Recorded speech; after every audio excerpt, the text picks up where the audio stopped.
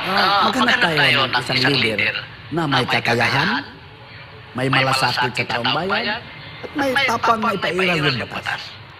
And you're saying, direkta na sa nakikinig sa Pilipinas sa ating mahal, bago tayo mag-end, mukhang may mas kapasidad na mamuno ng bansa ang Vice Presidente at yun ay nakasaad sa Konstitusyon.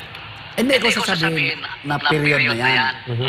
Whatever it is, kung ano ang gusto ng taong bayan. Pero ayon sa Konstitusyon, ang Vice Presidente ang nakasalang na susunod kung mag-resign o umalis si Marcos Jr. Pero wala tayong magagawa because that is the law. And do you think kapabli ang Vice Presidente na mamuno?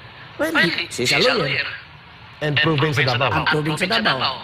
Kung ano yung nagawa nila sa Davao. And that is your opinion. That is just my opinion. And people will agree or may not agree. People may agree or not agree. Pero sila maghusga. Sila maghusga.